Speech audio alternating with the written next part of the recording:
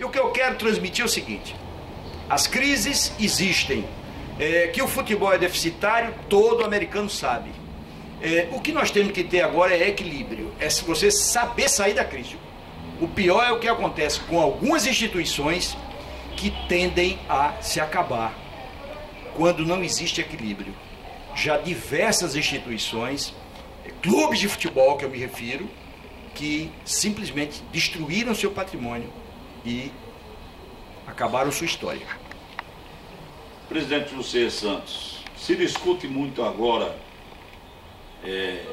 o prejuízo que o América está tendo, que é um prejuízo, e não é um pequeno prejuízo, é um prejuízo grande, que é o deslocamento para jogar em Goianinha, em função da demolição daquilo que uma vez o professor Cortez Pereira chamou de poema de concreto armado e que Paulo José, no momento de inspiração, nosso ex-companheiro de rádio, chamou de Estádio das Noites Ensolaradas. A derrubada do estádio João Machado traz um prejuízo grande ao América, porque o América tem que se deslocar para Goianinha, para um estádio em menor, de menores dimensões do que o estádio João Machado. E se fala muito na construção, então, do estádio do América. Como é que o senhor vê isso? Bom, em primeiro lugar, vamos por etapa.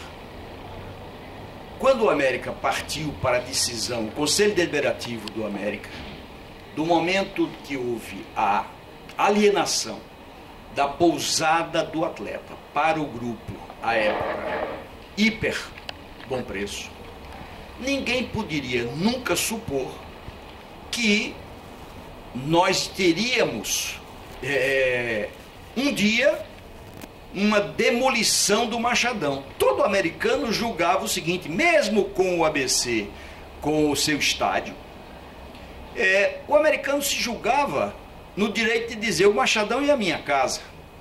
Essa foi a bandeira do ex-presidente Gustavo Carvalho e de todos nós. O América fez uma opção por investir parte dos recursos, e agora eu vou repetir o que já disse a uma emissora. A alienação da pousada do atleta na época foi a maior transação imobiliária da Roberto Freire. A última transação havia sido feita com um valor de metro quadrado a R$110. A transação que o América fez com o Grupo Bom Preço, ela foi a R$150 o metro quadrado. O produto dessa alienação foram R$3.350.000. O Conselho Deliberativo do América resolveu investir R$2 milhões para fazer o centro de treinamento, que nunca havia sido concluído. Reparem bem, de 77 a 98, 21 anos, o ex-presidente Henrique Gaspar tinha tentado fazer o início do CT, mas não tinha conseguido concluir, até porque ele teve muito trabalho com futebol. Foi o presidente que, junto com Dilermano Machado, nos deu um tetracampeonato. Todos vocês devem lembrar disso, os americanos que não haviam nascido e os que nasceram, já nasceram felizes porque o América foi tetracampeão. Mas Henrique não conseguiu concluir a obra. E nós tínhamos todo um projeto a ser desenvolvido que tinha sido um macro estudo desenvolvido pelo arquiteto Moacir Gomes, americano, nunca cobrou nada do América. E nós recebemos, eu como presidente de uma comissão, um saudoso americano, Edmilson Siminéia, Rogério Vilar, que está aí, e Carlos, que nós chamávamos Carlos Americano. Essa era a comissão que foi constituída para concluir o centro de treinamento. O orçamento de 2 milhões nós só conseguimos gastar e não concluir também o centro de treinamento. Nós só conseguimos gastar 1.450.000. Conseguimos ainda comprar uma área do ex-presidente do ABC, Rui Barbosa, na sua fazenda, Com um loteamento, nós conseguimos comprar isso por R$200 mil, uma área que rendeu muito para o América. O América hoje não dispõe mais nenhum lote, era um loteamento de Rui Barbosa. O América pagou muitas dívidas com esses lotes e diversos americanos compraram lotes lá, inclusive eu, diversos lotes. E o restante desses recursos foi para o futebol, para pagar a dívida do futebol e continuar o futebol. Aliás, eu estava na reunião do conselho quando foi decidido se abrir mão de uma certa quantia para o futebol. O importante é que nós temos boa memória e não confundimos as datas, Zé Jorge, você e eu. O dinheiro foi embora, mas ficou o centro de treinamento. Na época, o ex-presidente Eduardo Rocha levantou a possibilidade de um estádio. Nós não tínhamos condições de fazer estádio com aquela importância. Se nós mal tivemos condições de fazer o CT, você imagina o estádio. E nem tinha necessidade, porque nós todos contávamos com o Castelão, Machadão, que nome tenha. Nem nunca poderíamos supor que Natal fosse ser incluída numa Copa do Mundo. E cenário é cenário de época. É muito fácil hoje alguém chegar e dizer: devia ter sido feito aquilo, devia ter sido feito aquilo outro. Eu tinha uma frase atrás do meu birô no América que dizia: você que está chegando agora, criticando o que está feito, deveria estar aqui na hora que fazer. Assinado aquele que fez. Então é muito fácil hoje se criticar com outro cenário. O cenário agora é de crise? Zé Jorge. O Machadão vai abaixo, coisa que ninguém acreditava. A Arena do Dragão, na Zona Norte, com a construção do aeroporto, ela passa a ser mais viável ainda? Esse é um assunto que não pode haver assodamento. Todos nós americanos, nós queremos o nosso estádio. Todos nós. Para que você construa alguma coisa, você tem que ter um terreno. O América dispõe do seu terreno, em Parnamirim. Agora vamos ver o que é que existe, qual é o cenário existente. O prefeito Maurício tem um projeto no Ministério dos Esportes, um projeto já definido, com terreno definido, para o Estádio Municipal de Parnamirim, onde está alocado o projeto, tem um valor de 8 milhões. Eu conversei profundamente com o Maurício sobre isso, com o prefeito Maurício Marques, que não vai ser, ele sabe que não vai ser construído na gestão dele. Eu vou até fazer aqui um comercial. Se Maurício não for o candidato, eu acho que Agnello voltará a ser candidato. Até para continuar o slogan de Maurício. Como é que é, Zé Jorge? Podemos fazer sim, mais para o Parnamirim, alguma coisa desse tipo. Podemos fazer mais. Podemos fazer mais. Então, existe esse projeto em Parnamirim. O América esteve, o presidente Hermano esteve com o Maurício. O Maurício disse, disso tudo que acontece, agora teria que fazer o seguinte: o América teria que doar o seu terreno à prefeitura de Parnamirim, e a prefeitura faria faria o estádio municipal de Parnamirim na área do América, com esses 8 milhões, e faria um comodato com o América após a construção. Eu não sei se isso é a melhor solução, pode ser. Existe um outro projeto do Estado, continuando no cenário. O estádio vai fazer, a governadora definiu, que fará um estádio lá na Zona Norte, nas instalações da Cavim, da antiga Cavim. Eu conheço profundamente o terreno, porque a empresa foi implantada também na época que nós éramos secretários de Indústria e Comércio do Rio Grande do Norte. Conheço todos, são 9 mil metros. Dos 9 mil metros, não tem ocupado. 20% não tem ocupado. Você passa ali na frente, você vê uma frente bonita. Hoje está ocupado pela cavalaria da Polícia Militar e por outro batalhão, me parece do BOPE, uma coisa dessa. Mas muito pouco. Tem uma área fantástica. Diga-se de passagem, quem estiver pensando que tem mangue no terreno, não tem mangue não. Não existe mangue no final do terreno.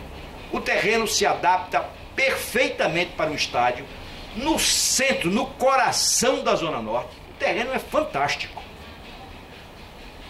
Poderia ser feito um comodato com o América. Essa parceria podia ser efetivada antes do projeto ser concluído, onde americanos pudessem adquirir cadeiras e camarotes. Tudo isso se conversa, está em tempo. O que nós pecamos, clubes de futebol, presidente de federação, que coitado, Zé Vanildo fez o que pôde também. Mas ninguém foi escutado por governo nenhum, nem por governo da dona Vilma, da doutora professora Vilma, nem pelo meu amigo Iberê, que também não teve nem tempo para escutar ninguém. O fato é que o futebol do Rio Grande do Norte foi altamente prejudicado.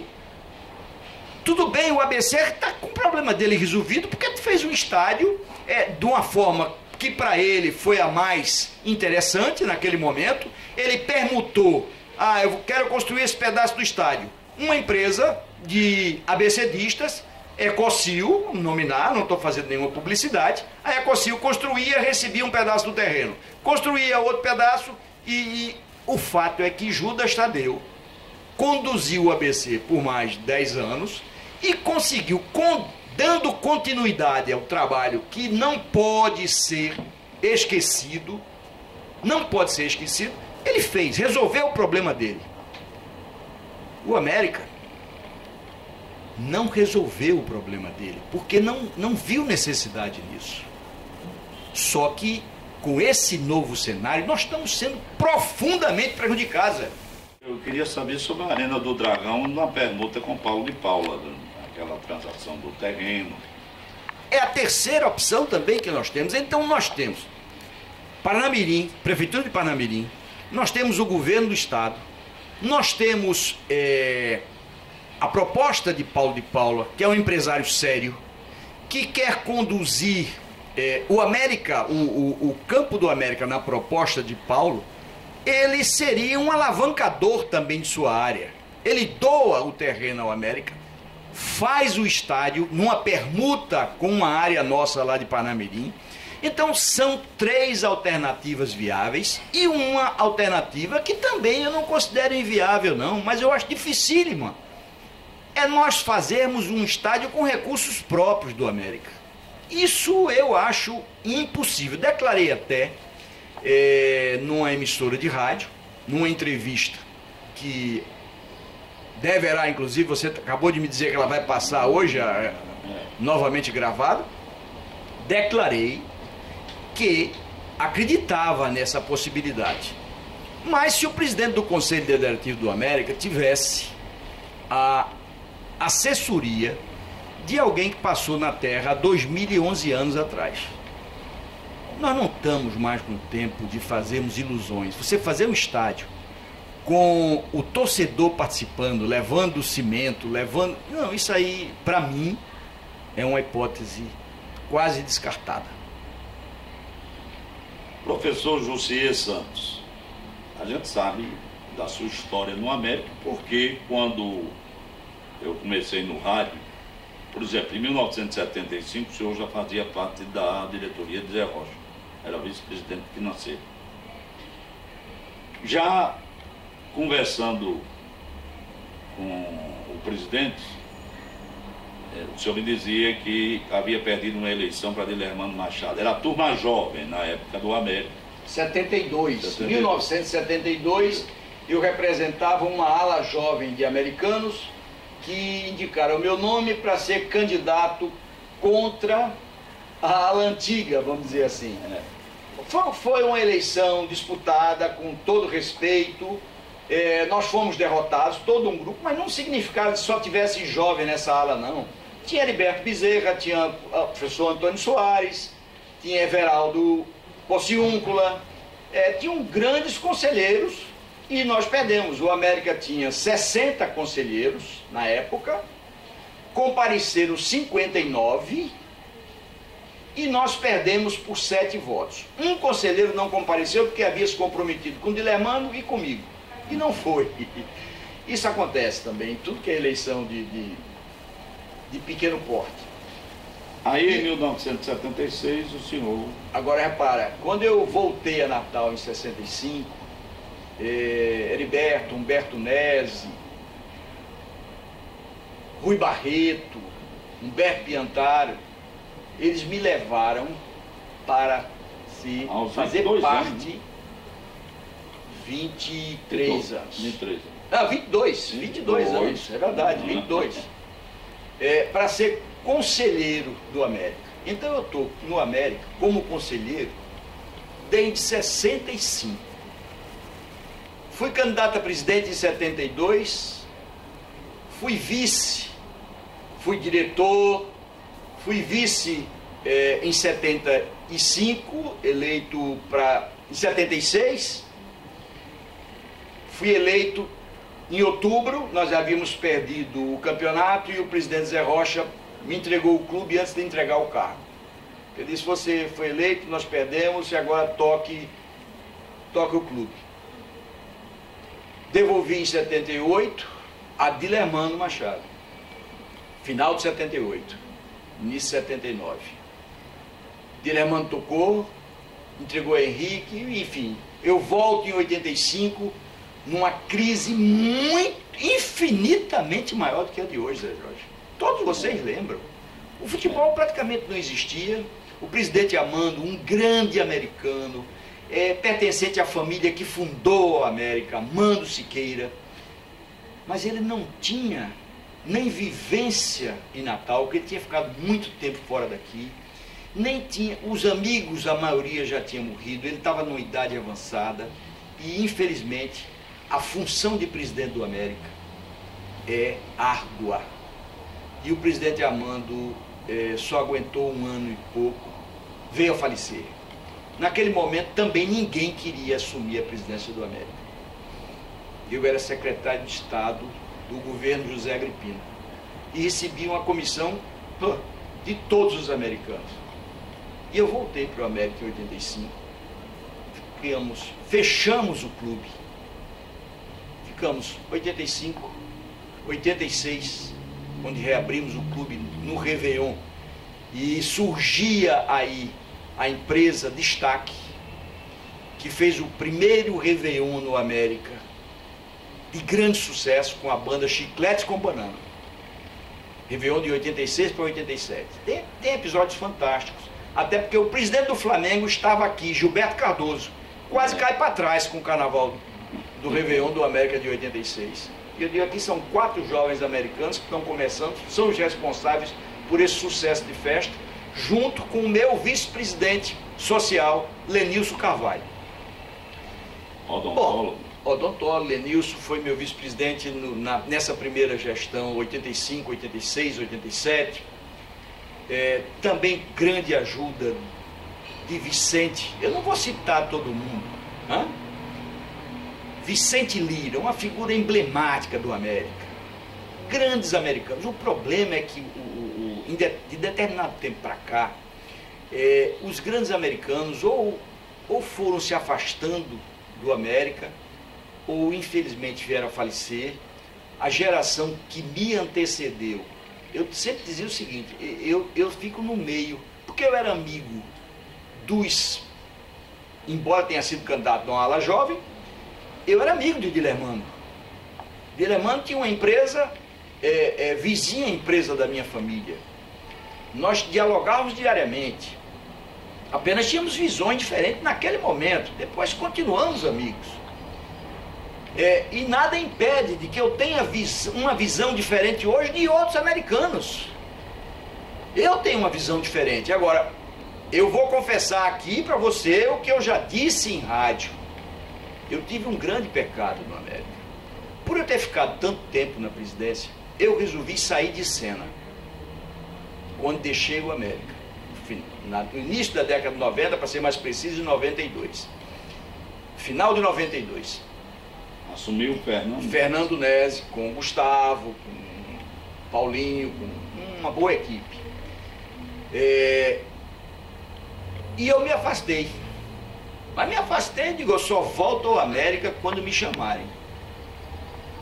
Ora, quem me chamou foi Gustavo, a administração dele. Em 2005, né? 2005. Exatamente. 2005. Um mandato tampão, depois ele... 2005 eu fui chamado. Voltei, prestei o serviço anonimamente. Eu digo sempre o seguinte, meu amigo, eu já fui tudo no América. Presidente do Conselho Deliberativo eu fui 3 vezes. O que é que eu quero mais de cargo? Eu não preciso de cargo nenhum para trabalhar pelo América. E agora eu mudei a posição. Inclusive minha família, que inicialmente reagiu, hoje entendeu. Eu digo, eu não passei 10% da vida do América, eu fui presidente. Quantos anos de conselheiro? 65 para cá. Será que eu passei todos esses anos e vou agora me omitir num momento de crise? Não, eu vou me posicionar e não vou me afastar mais do América. Seja quem for o presidente. Se for para ajudar, eu ajudarei. Se for para ser oposição, eu serei oposição. Não vou me afastar mais do América. Hora nenhuma, Zé Jorge. Estou colaborando com o presidente Hermano, num apelido que ele deu de vice-presidente de patrimônio. Para mim, podia não ter nada, cargo nenhum. Eu estaria ajudando do mesmo jeito. Evidente que qualquer alteração no patrimônio do América, aí eu também não abdico. Se me for entregue isso, nada será feito sem que eu participe. Não é que eu vá decidir. Quem decide as coisas do América é quem assume a presidência do América. Agora, participar, eu participarei de tudo. O futebol do América é condição... o América tem que subir, porque se não subir a crise aumenta. Né? Aumenta, Zé. Aumenta. Se nós permanecermos na Série C, será péssimo. Será péssimo para todos. Eu acho que será, inclusive, um excelente motivo para que não apareça candidato a presidente do América. Acho eu que essa nossa ascensão pode sensibilizar Hermano. Ele sendo responsável pela ascensão, ele pode ser levado a uma reeleição. Basta ele dizer que quer a reeleição, que eu tenho certeza que o Conselho aprovará a reeleição de Hermano. Mas se não for Hermano, que seja um outro americano, que venha bem intencionado, mesmo que nós subamos para a Série B, que é o nosso lugar. Eu continuo insistindo nisso, embora muita gente não entenda, eu continuo insistindo. Nosso futebol hoje, tanto a América como o ABC que tem que se cuidar para permanecer na B. E nós temos que fazer tudo para voltar para B. Nós não temos estrutura, não temos economia, não temos recursos e nem recebemos o reconhecimento para ocupar um lugar na Série A. Para que todos entendam isso, por amor de Deus. Se o América, quando chegou para a Série A, o último acesso do América, nós recebemos da CBF 3 milhões de reais. Os outros clubes da primeira divisão receberam 30 milhões de reais. Por aí, se nós já somos pequenos, agora ninguém brigou. Eu preferia não disputar, receber 3 milhões, eu juro, como se eu, na presidência do América, o América não teria disputado. Não teria disputado, porque é um tratamento desigual. Desigual. Eu sei que eu não posso comparar o torcedor, a torcida do América com a torcida do Flamengo, do Corinthians, do Fluminense, do São Paulo, não interessa de quem. Só que o América conseguiu esse direito dentro de campo. Então, aquilo que deveria ser nos pago era pelo menos algo que chegasse próximo dos mais ricos. Por que eu sou mais pobre e vou receber a menor parcela? O América não foi convidado, o América adquiriu dentro de campo o direito de voltar para a Série A. E eu não fui entendido nesse momento. Infelizmente, Sérgio. Aliás, eu não fui compreendido. Compreendido, exatamente. Eu também acho que há de fé. Por exemplo, se o Flamengo recebe 40, eu acho que os clubes menores deveriam receber no mínimo 15. É uma proporcionalidade mais justa, vamos dizer assim. Mas, infelizmente, a CBF trata, na administração Ricardo Teixeira, que eu espero que esteja próxima do fim, eu espero, sinceramente, para que o futebol brasileiro, são duas coisas que nós precisamos: modificar essa legislação perversa com os clubes brasileiros, perversa, injusta, que é a Lei Pelé. Aliás, devia se chamar Lei Edson Arantes do Nascimento, nunca Lei Pelé. Duas coisas: mudar essa legislação que acaba com os clubes e só beneficia 14 empresários FIFA, não sei quantos empresários nacionais e olheiros. Os clubes estão liquidados, acabaram com o seu ativo, o seu principal. Se você faz futebol, você tem que fazer um ativo, que são os seus profissionais. E a segunda coisa, a saída da quadrilha que domina a CBF. Aliás, nesses dias, eu acho que a Câmara Municipal deve votar aí o título de cidadão natalense para Ricardo Teixeira. É só o que está faltando. Eu tomei um susto agora, sinceramente. É só o que está faltando. Agora, eu vou dizer também uma coisa. Por outro lado, especificamente a entrada de Natal, os objetivos eu sei. Os objetivos, os meios porque Natal entrou, eu sei. Eu não tenho as provas para isso, para poder dizer aqui. Se eu tivesse as provas para isso, eu já disse parte do que eu tenho certeza, eu já disse. Mas, de qualquer forma, Natal ter entrado na Copa do Mundo teve o dedo de Ricardo Teixeira. Então, se existir algum mérito nesses, talvez seja a retribuição dele ter tido o primeiro voto de uma federação no Brasil, na época, com a eleição de Pio Marinheiro. Foi o primeiro voto que Ricardo teve, foi o do Rio Grande do Norte, em 1985. Nós não temos que ter medo, principalmente quando a instituição parte para os 100 anos de vida. Nós estamos vivendo realmente, se você disse a verdade, nós estamos vivendo um momento de crise, onde o patrimônio aparentemente ele diminui, mas com certeza, como diz o provérbio chinês, nas grandes crises aparecem as grandes soluções.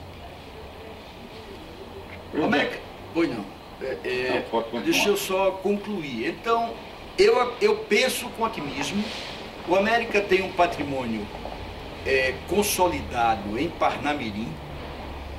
Patrimônio esse que foi adquirido em 1977, na nossa primeira gestão, ao espólio de um americano, com todos os filhos americanos, que era a granja do Dr. Ubaldo Bezerra, que foi transferida para o América pelo inventariante Abelardo Bezerra de Melo, saudoso americano, conselheiro do América, e que fez com o América uma transação justa. E que nós tivemos dois grandes batalhadores junto comigo. Eu me refiro àquele que hoje detém o nome, que era Dr. Abílio Medeiros, e o inesquecível para mim também, Aldair Vilar. Eram dois senhores na época com mais de 70 anos, com disponibilidade e amor ao América.